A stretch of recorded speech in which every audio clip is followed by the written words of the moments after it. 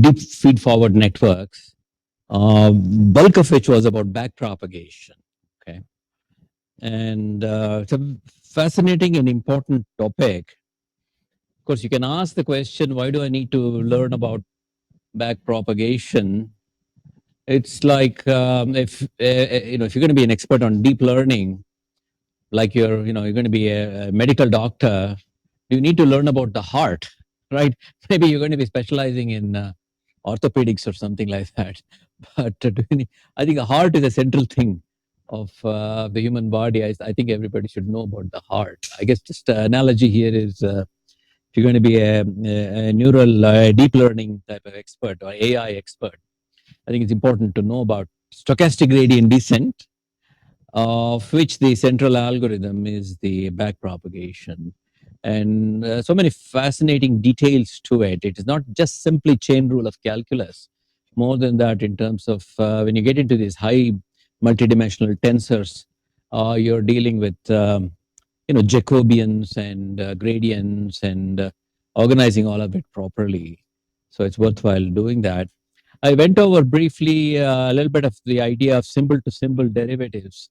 I modified the slides a bit, but there were some mistakes in my slides. I've changed it, changed it. So I think it's worthwhile for you to be familiar with that part. But we'll move on. We'll move on from, because there's so much to cover. Even that just the backprop could be a like several week type of sub course on how does backpropagation get implemented, and other differentiation algorithms. Differentiation is kind of central to machine learning, right? Derivatives and differentiation. Okay, so we'll move on now to chapter 7 of the deep learning topic, and this is about regularization, and another very big topic, just like backprop it was. Here, my screen is kind of went to sleep. Okay, all right. So the issues here are something that you would have encountered in an introductory machine learning course, where we stress the fact that machine learning is different from optimization, that we not only want to learn from the learning set, but we also want to generalize to cases which we have not seen. It seems like a bizarre thing. How could you generalize to something that you have not seen? So we need to figure out some strategies for going beyond the training set and perform well on the test set, if you will, right? So you have the training set and the test set. The goal is to improve performance of training on the test set. But in the process, you might end up making your performance of training set worse. So we don't care about the training set performance. If we keep on trying to make it better and better on the training set, the danger of that is you might be overfitting to the data, such as if you have more and more parameters available to you, you're doing better and better on the training set, and but that might cause, like, a polynomial fitting. If you use a higher and higher degree polynomial for linear regression, you're going to be exactly fitting the data, drawing a curve through all the fluctuations, which is not a good way to fit it, because you're more likely to be doing badly on other data. So that is a method of regularization you're already familiar with. So we've heard these terms in the introductory course of training set, test set, early stopping, right? You stop your training as soon as the performance is getting worse on a version of the test set called as the validation set, and say, well, how is it doing on that? And then if the performance starts becoming worse on the validation set, you stop at that point. That's called early stopping. That's a method of regularization. And there are all these methods of regularization that how many do I have in this chapter on regularization? I have like 14 different subchapters on regularization. We can't possibly go over in class every one of these methods, but I think we need to be aware of what are all these methods, which are the more popular ones, and so on. So we begin with 7.0, that's regularization. And the very first one we encounter is 7.1, which is parameter penalties. This is the idea of the L1 and L2. L2 is the main one, L2 norm penalty imposed on the weight vectors. The weight vectors should not be too large according to the length of the vector that we measure using the L2 norm, or it could be L1 norm also. And there are all kinds of other subtopics. This norm optimization stated as a Lagrangian formulation. And that's an interesting theoretical side there. It's not a different method, it is just an interpretation. And then we go on to 7.3 is under constraint. And the argument is made here that you really need that regularization to make it a fully constrained problem.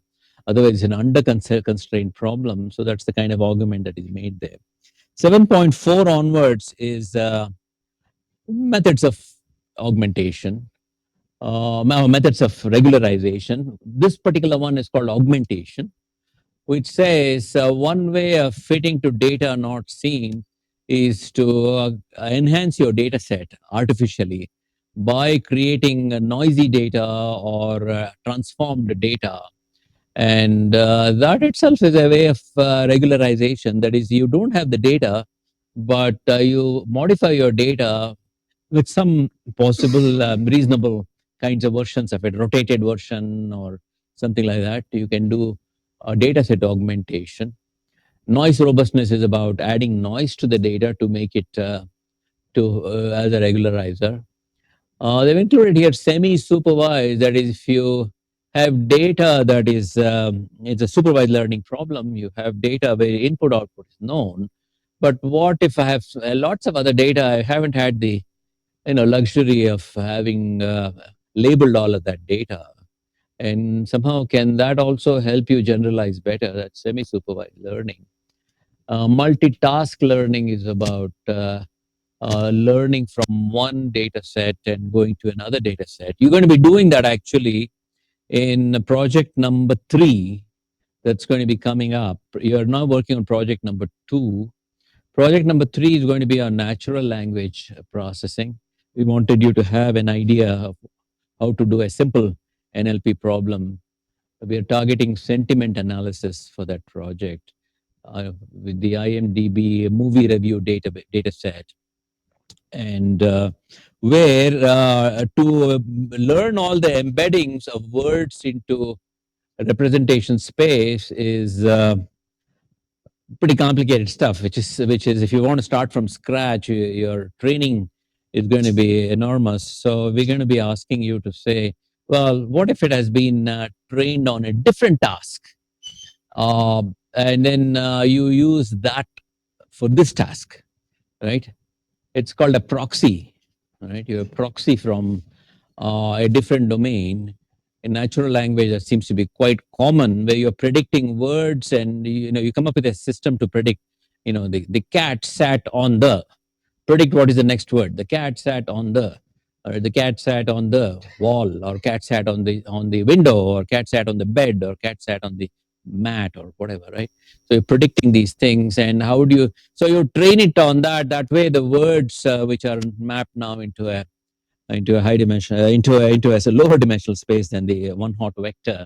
You map it into a word to vec type of thing, and then so it will involve this. But then the training part will say, why don't we just use the embedding that has been learned on a proxy task and do that? So the multitasking comes up there. Right? I think the projector doesn't. I haven't plugged it into the power source. Maybe that's why it keeps getting off. All right, that's about the early stopping. We already mentioned that is the epochs. How much, when do you stop? You stop early, even before your training set performance is not decreased to the most. And then parameter sharing is another way. That's the CNN approach to it. And then sparse representations. And then we move on to bagging. Those are some very cool techniques in machine learning. I don't know if you have learned bagging and boosting in your introduction to machine learning course. In bagging, it's called bootstrap aggregation. And then there is boosting. In bootstrap aggregation, you work with different versions of the data set, saying instead of using the entire data set, you sample a part of it and you construct a model for that, and you sample again another one, construct a model for that. So you're getting different data sets and from the same data set, and then you aggregate all of them together, and performance there becomes better on a test set. Bootstrap aggregation. So bagging is another technique which is used with deep learning. So all of these standard machine learning techniques are reused in some other way. And then there is also a version of boosting. In boosting, we end up having a data set. All right, train your neural network on this data set, and then we say, well, what are the data that it did not do well on? Let's say supervised learning problem. These things it did wrong. Okay, what you do the next time around is let us weight them more. Those are the samples that are important that you didn't get it, right? It's just like, I suppose, a student preparing for an exam and say, if you did a practice exam and you pay more attention to the questions you didn't get this time around and say, okay, what's the correct answer for that? So you now are going into a next version that is paying more weightage to the hard questions. Same thing we're doing in boosting. We say, all right, let's do that, and then run it again and say, well, which ones didn't you get again? So you now keep on doing it, and now you created multiple copies of your classifier, if you will. And how do we aggregate all of these together? Putting it all together turns out to be a better way of doing it. Okay, so that's again plays a role here and seems quite popular. These methods to improve performance. And then we dropout perhaps is nowadays I see people saying that is one of the standard things you need to have to do deep learning is a dropout, where you're essentially adding noise in some other way, saying let's remove some of the links in your network. So that's where the word dropout comes in, and you're removing certain links with a certain probability associated with it. A certain probability, remove that. So it is not physically done that way, but zeroing out some connections would be one way of doing it. And then we get into the famous adversarial training, where we look at to improve performance. You train it as if there is an adversary trying to fool you, right? So you are now explicitly saying we create another model that's going to try and confuse the original classifier, and then so you have to keep on performing better and better with an adversary. So it's done jointly, and the GANs are kind of based on that kind of thing. That's also can be thought of as a regularizing method. And then the final topic here is tangent distance. It's about moving through feature space where you have a continuous manifold being drawn as some transformations are applied to the data. So you have any given day representation is a point in a high dimensional multidimensional space. If you modify the representation a little bit, you're also moving in the multidimensional space.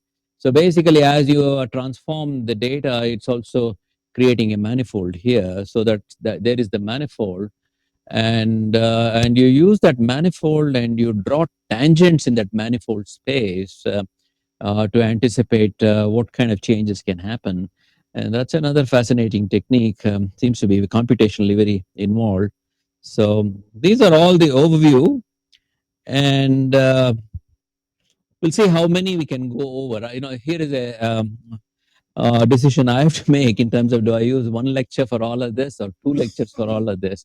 If we use two lectures, then we fall behind on some of the other related topics. But all of these are very, very interesting.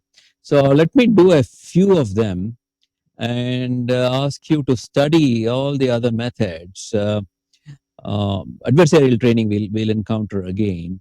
And some of them you already know. Early stopping, from your introduction to machine learning course. Maybe bagging you also know. And so anyway, let's begin here and see what can we say about regularization here?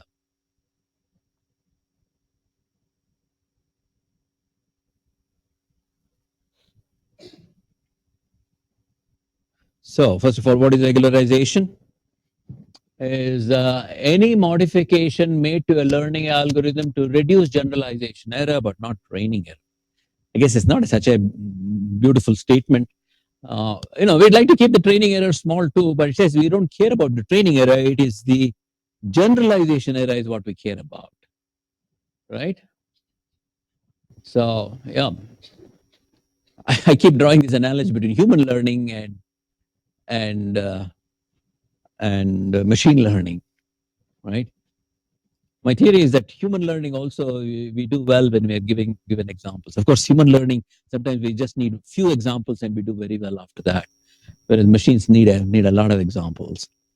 Um, Another analogy I give is about how in India human learning is better because we get a lot of data set in terms of day-to-day skills, human interaction skills, right? We have a lot of interactions with a large population here, so we get good at human interactions because we have so much training data here.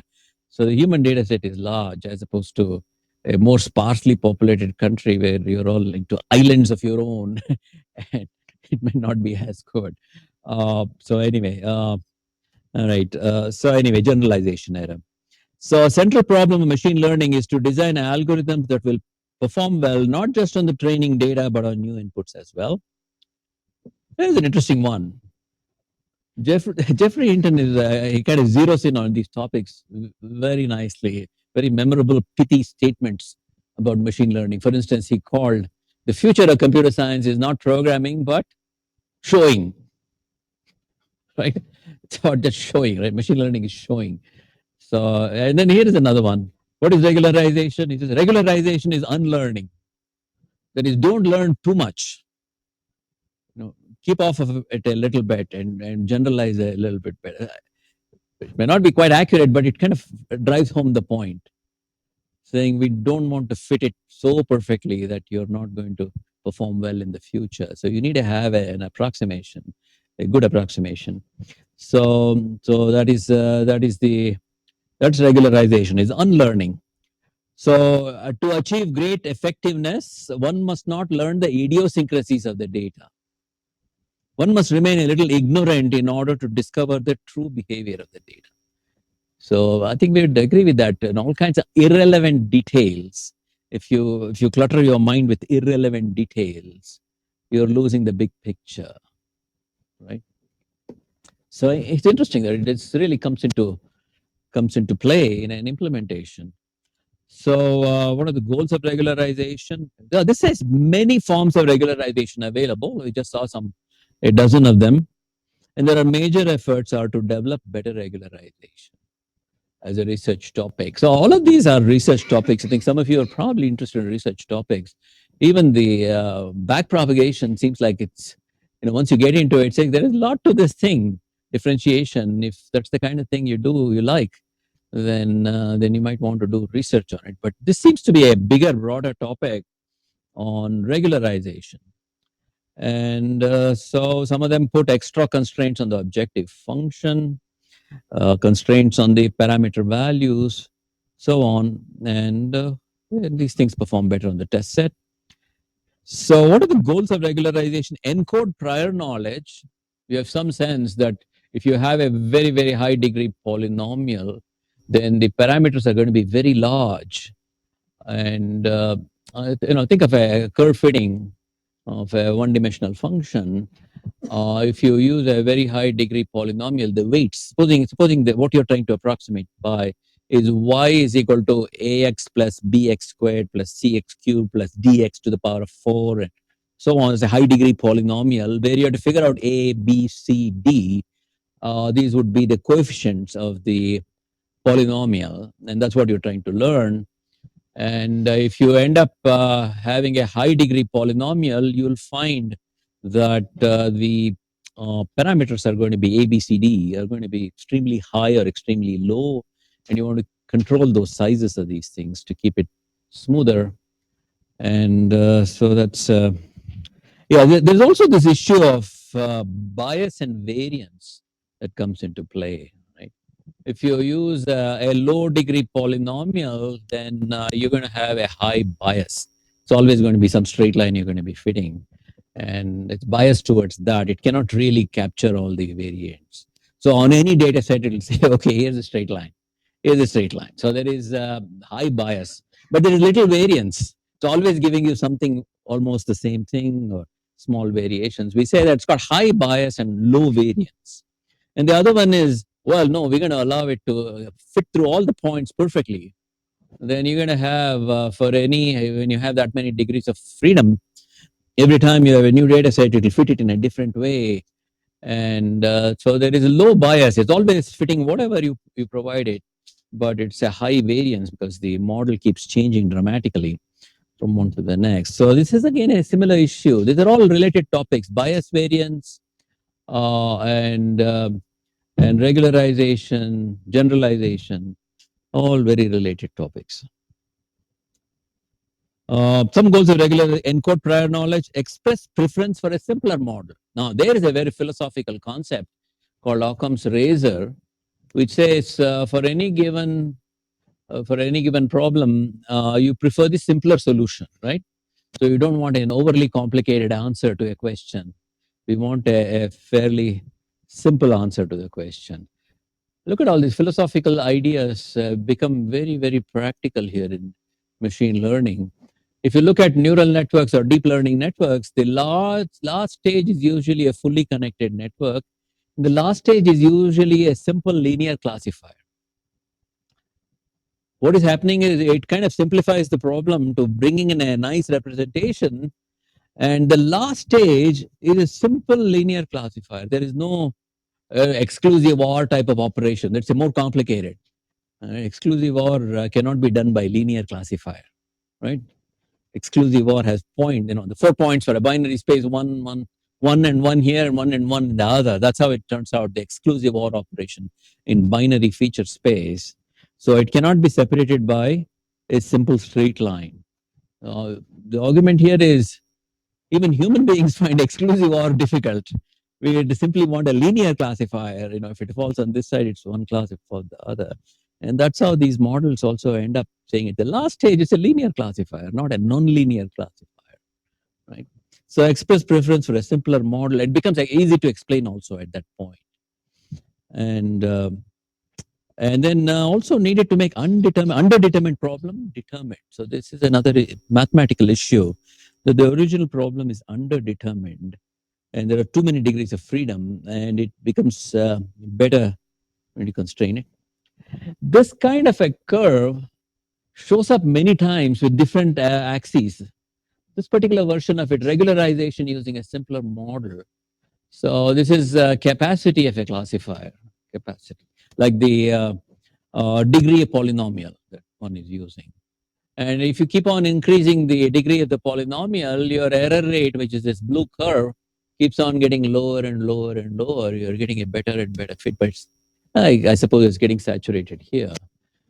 And but if you are studying on a test set, and then you say, what happens to that? You say, well, after this point, somewhere this seems to be going up here. And we say this is the generalization gap because you are now overfitting on your test set here. You're getting better and better performance. You're fitting to the idiosyncrasies of the data. Whereas on another set you have not seen, you're doing worse. And so it says you should stop somewhere here. And that is the optimal capacity, like the degree of the polynomial. You stop right there so that this doesn't get worse. You don't care that this is going down further. This is what you care about, the generalization. And we say this is the underfitting zone. You don't want to stop too early. And this is the overfitting zone. So this is what's happening, overfitting, right? This curve shows up in other ways. This is capacity. We can also talk about epochs. That's not about capacities. That's like early stopping. Is as you show that an epoch is to show the data set to the algorithm. It could be you know all the mini batches put together is one epoch. and and so as you show it more and more and more, you might be stopping. So you may want to stop a little bit earlier. So this graph is quite a common one in different contexts, but they're all kind of related. So we use regularizing estimators, um, and it's about bias variance trade-off again. Okay, this is the same model types and regularization. It says the models that you have excludes the true data generating process, implies underfitting and inducing high bias. This is a, you might have a model saying, I just want to have a linear fit. Either it's in regression, it's a straight line, or you're using in a classifier, similarly, a linear classifier. And we say that it has high bias if you say you're limiting yourself to linear classifiers. The second one is the ideal thing matches the true data generating process. So whatever it takes for this data to fit it, that is the ideal one. So the first one is highly biased, and the second one is overfitting, includes the true data generating process, but also many other processes. So you might get the right answer, but you can get something more. That's the variance part of it. And goal of regularization is take a model from the third regime to the second regime. So, well, you can use a high capacity classifier, but I want to limit the capacity, and I do that by putting some regularization, such as a regularization term. All right. So this is what is the motivation. When you first encounter linear regression, it looks really strange. You're saying you're trying to minimize sum of squared errors. We added an additional term to it saying minimize that also. Seems a bit odd. Why not are you bringing that in? It's for the purpose of regularization. All right. So anyway, I think I've mentioned some of these things already. So best fitting model is not by finding the right number of parameters. Instead, best fitting model is a large model that has been regularized appropriately. So this is saying you might have a large number of parameters. That's a danger of overfit. Like if you have a deep learning network, there are lots of parameters. You know, are you just memorizing all the data with all these parameters given to you, millions of parameters? It says no, we are going to control it by regularizing it appropriately. And so it says go ahead and use a large model, large capacity model, and but control it by using regularizer. Right? So we reviewed several strategies how to create large, deep regularized model. So this is now listing all the topics I just saw: regularizing strategies, norm penalties, etc., all the way going up to tangent methods. So this is kind of the overview of this chapter. Now, what's coming up here?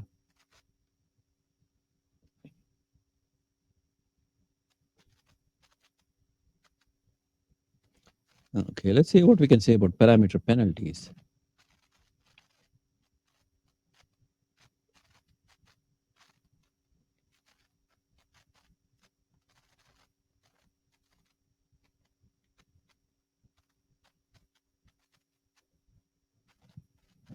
You know, I've been doing these lectures for a long time. I started doing it in PowerPoint, and so they continue to be in PowerPoint, but I get more and more frustrated with PowerPoint. I want to put it all into overleaf and latex slides.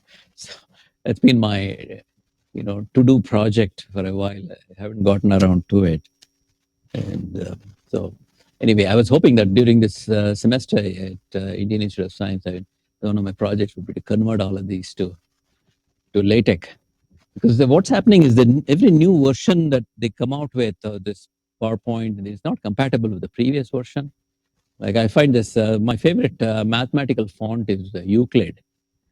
And the latest Catalina that's on the Mac OS, okay, I was searching on that. It's not available. If you don't have Euclid, what do you do? It says, okay, wait until they come up with Euclid for Catalina operating system, which might be another, I don't know, 6 months by the time they have a new operating system. So I'll be following them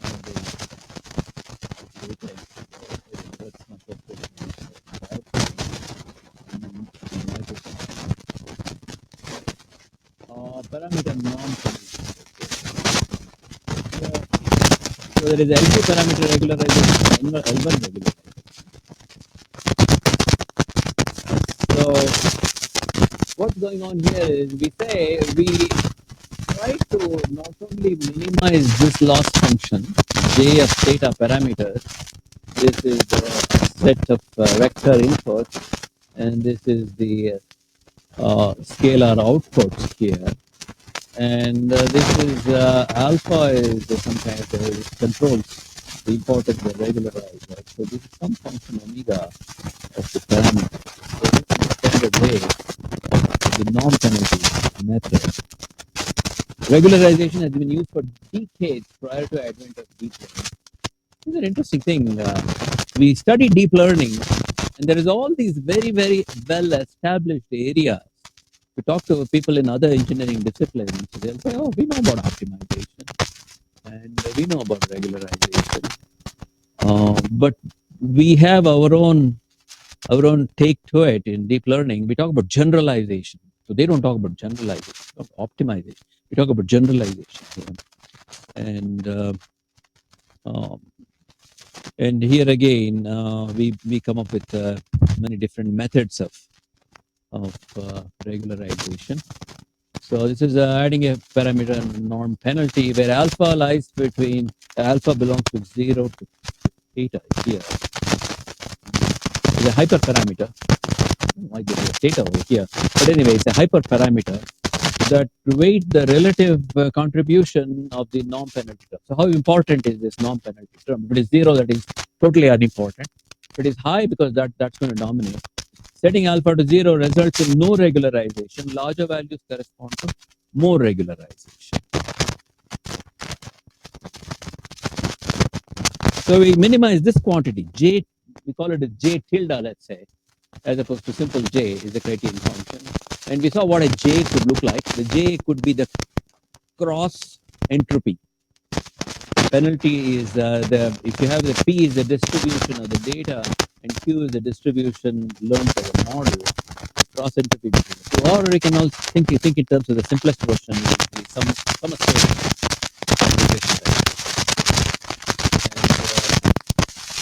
so we are doing that with this term here. So different choices of parameter norm. So we're saying that omega, you can have an L2 norm here or L1 norm. It results in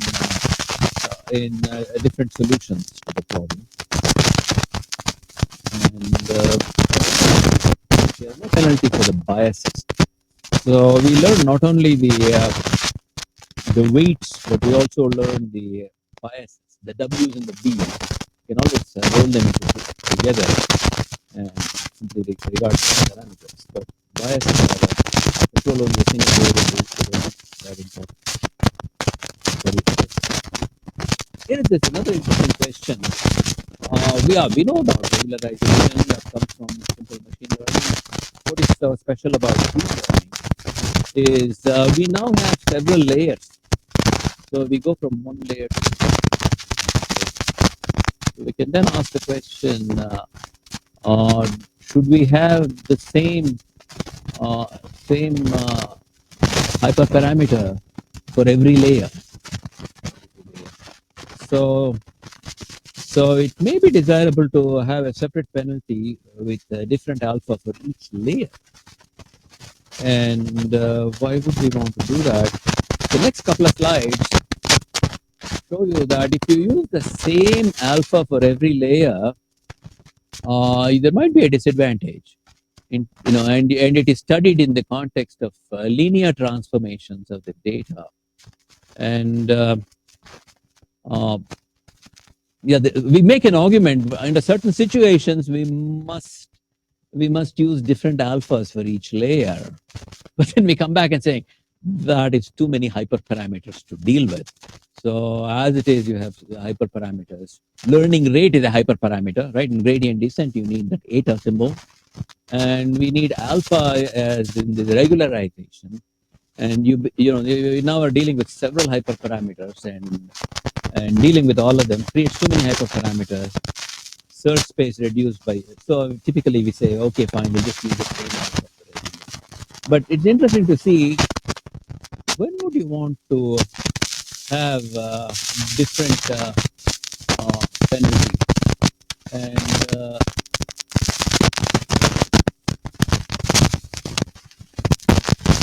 this is about linear. Consider a simple linear transformation. Two variables x and y. We have some data set here, x and y. Here. Supposing we transform it like this. This is x and y. And I change this by a transformation. And first one is y. So basically taking any value xy in this case, multiplying it by the matrix ABCD, then we say that that's a linear transformation of x by this matrix A that gives you TFX. For instance, when this is multiplied by minus 2, 0, 0, minus 2, the points in this quadrant get flipped over here in this way. And supposing we had three variables, x, y, and z, x is kind of sticking out from the screen. And when it's multiplied by a transformation like this, it is again getting flipped over here. So this is they're called linear transformations. And here, decay and invariance. Supposing we find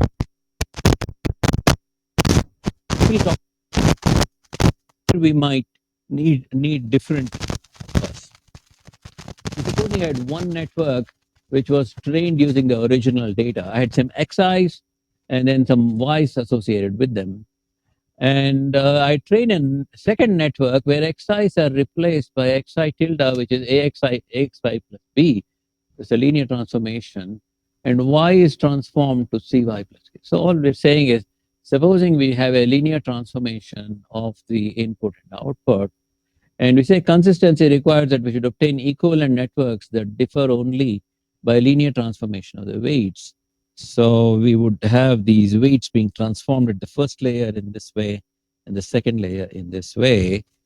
And by using the same alphas, which is called a simple weight decay, simple weight decay is E tilde of W is equal to EW plus alpha O to W transpose W. That's the L2 norm is being used.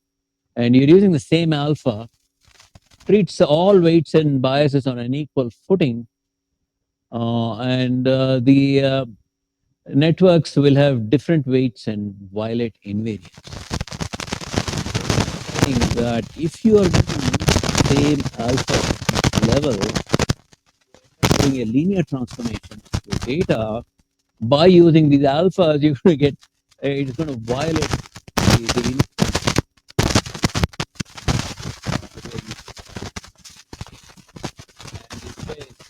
so you could work with, you know, look at regular alpha 1, so that is, you could have an alpha 1 to 1 layer,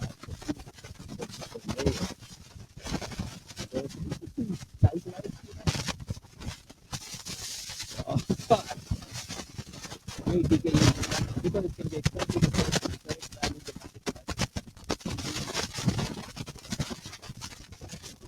Always the right way to think about it.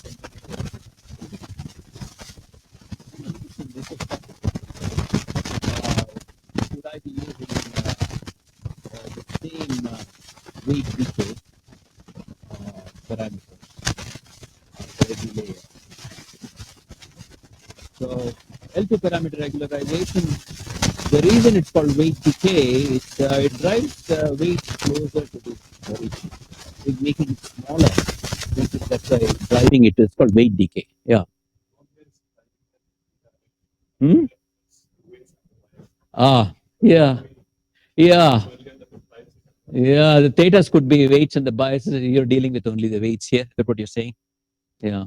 Yeah. Biases we're ignoring. Yeah. Yeah. They're kind of using these interchangeably. Theta is all the parameters, okay, which consists of the weights and the biases, right? So it's some kind of a function. All right. It's not precisely being used here. This is, the idea here is we're using the squared norm of the weight. Yeah, that's what's being used. Was that your question? Yeah, yeah, Yeah, yeah, yeah, right. Because there's so few biases, doesn't matter. Okay, they're not using it very precisely. Okay, yeah.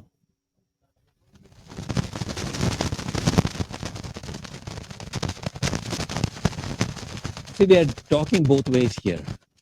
One is under certain circumstances, better to use different alphas for each layer. And then we say, well, okay, in practice, we use the same alpha. So we don't have alpha 1, alpha 2, alpha 3. There's only one alpha.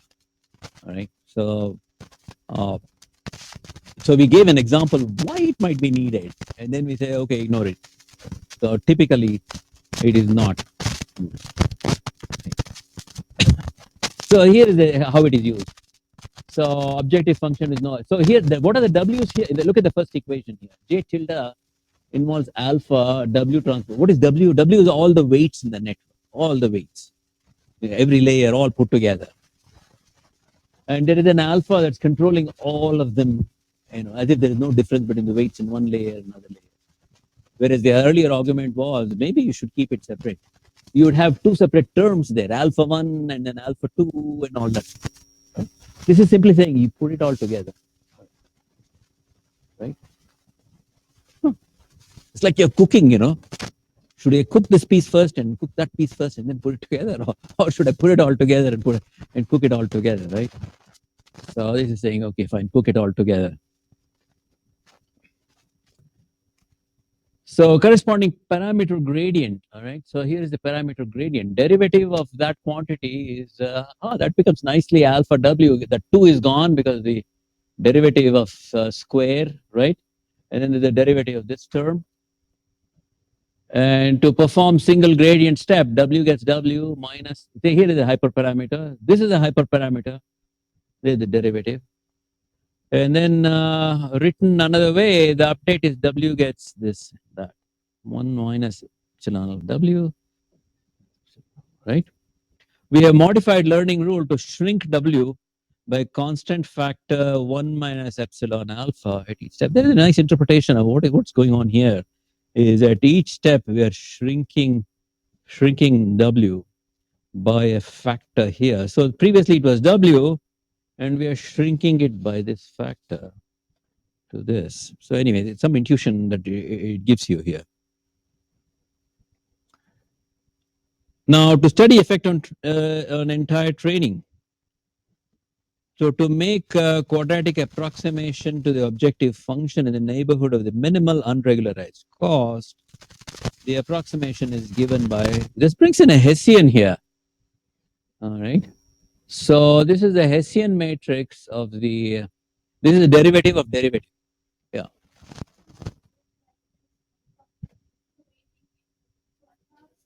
Let me go to the previous slide. Yeah. Yeah.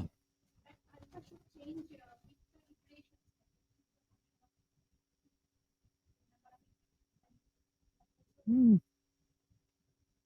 Hmm. I don't think so. Alpha remains, it's a hyperparameter you fix. It is the importance of the regularization term. That is usually a fixed quantity. You don't change it with each iteration. So it is a fixed quantity, just like eta is a fixed quantity on the gradient descent part of it, right? This alpha again is a fixed quantity which says what is the importance of the regularization term. How do you find that alpha is another question, but you don't keep changing it. Well, I don't know. You might be referring to a version of the optimization algorithm that keeps changing, right? Adam Optimizer or one of those does it. All right, you're ahead of me there. We'll get to that point. Okay, so the alpha may be changed in some algorithms as opposed to other. Right now, we are not saying that. Okay, good. I'm glad we are anticipating that. Maybe that's what you did on your project. Okay. All right. So the approximation. No, we are approximating the. So we have the unregularized cost, and then um, we have the The regularized one is given by, and we are approximating it using the Hessian matrix. There are some very nice intuitions given what's going on with the regularization term and the big criterion function that you're dealing with. So supposing these are the solid circles here or solid ellipses here are the contours of constant density of a bowl-shaped sum squared error function. So we are saying we need the W's to be set such that we are at the bottom of the bowl. What is the lowest possible error or the entropy function or cross entropy function? This is a plot where the x-axis is W1, y-axis is W2. Supposing we have only two parameters and we have a bowl sitting on this two-dimensional plane in a third dimension, and then we're plotting all the contours of constant density. The minimum is occurring at that point labeled W star. That is the ideal W weight you need. But the regularization term is saying is that don't go there. Also make this W as small as possible. So we are plotting here the circles corresponding to W transpose W, and with a weighting given here, this is saying we want to make, there are two terms involved. There is the criterion function there, then there is the regularization term here, and that is saying keep this as small as possible. So those two conflicting objectives end up with a compromise. The compromise is where do these two things intersect? So the search is now to find the W tilde, all right? So at W tilde, we are as low as possible from the criterion function, and we are as low as possible from the regularization term. So the choice is this W tilde is what we end up with. Of course, if we get rid of the regularization term, we end up at W star. All right. If we just use this one, we get rid of that one, and it's finding the zero becomes the optimal, right? Smallest value. So it's kind of interesting viewpoint. And this is only in a two-dimensional space. In a three-dimensional space, that will be a more complicated thing. They refer to these things as the spheres, so on. Okay. So another interesting viewpoint is L2. This is called L2 weight decay. Is common weight decay. Otherwise, are L1 regularization, where we use simply the sum of the weights of the absolute values, which sums the absolute values of parameters. We just saw a nice diagram for L2 space. This is the contours of constant density for the criterion for the cost function, and this is the contour for the regularization term. And so we find a point which is as small as possible in both of these, which is the point here, which doesn't lie on either W2 or W1's axis, somewhere in between here. But if you use this W1 norm, the W1 norm is no longer a circle. The quadratic gives you a circle. The W transpose W is an equation to a circle. Here you have these contours are part of a like diamond shape like this here. So any point on any of these lines is a distance 1 from this point here. All right. So for example, all these points are equidistant on the circle from this point. Here we say all these points are equidistant from this according to the the L1 norm. And the solution is going to be along one of these axes here. So this says this is the point you're going to choose if you use that norm. So there's an interesting observation about the L1 and L2 regularization. And then there is also sparsity. So lasso is least absolute shrinkage and selection operator, integrates an L1 penalty with a linear model. And there's a name for this called lasso and so on. Okay, I'll leave it to you to look at that. And I found all kinds of interesting charts that people have put up. This one is a pretty useless one. It says here's a two-class problem with blue and red dots. The norm regularization was the L2 norm, L1 norm. There's something called a student T, where the three methods all give you different separators. They don't seem very different. It's not such a illustrative example because this is a fairly easy problem. of two classes, completely separable. So it doesn't matter what norm penalty you use, right?